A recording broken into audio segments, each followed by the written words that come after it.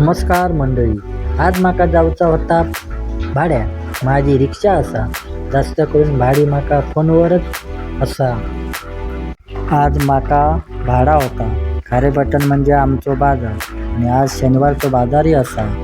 रोज सकाळी भाड्याक जाऊच्या अगोदर माका एक सवय असा, गाडीवर फडको मारल्याशिवाय जमायचाच नाही. फडको मारलंय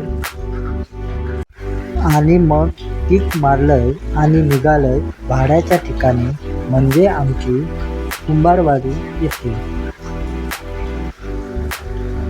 इथं येऊन पोचलंय आणि बघतंय तर काय, या माझी वाटच बघत होत्या.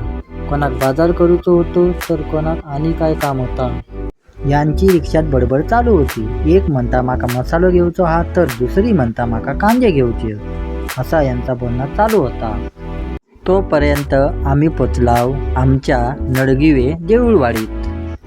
जरा पुढे गेलाव आणि आमका लागली शिक्षक कॉलनी. असा म्हणतात की इथे सगळे शिक्षकच राहतात, म्हणून या वाडीत नाव पडला शिक्षक कॉलनी. जरा पुढे गेलाव आणि आमका लागलो मुंबई गोवा हायवे, आणि पुढे जाऊन आमका मारूचो लागलो लेफ्ट मारलंय आणि सरळ पोचलंय खारेपाटण बस स्टॉपला.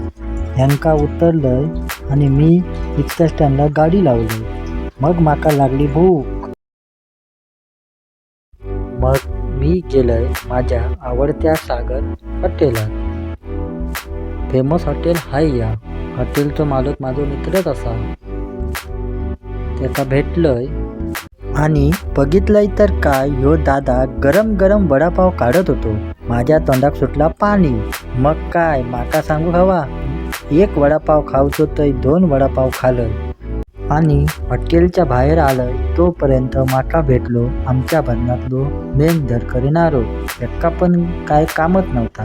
एका घेतलंय आणि गेलंय बाजारात. बाजारात गेलंय तर ही गर्दी होती. ह्यो बघा आल्यावालो. याचा आला सपत नव्हता, म्हणून ह्यो लाल झालो होतो. ह्यो आमचो बाजार. मच्छी बाजार साईडला असा. या सगळा झाला आणि मग मी निघालोय भाडा घेऊन घरात.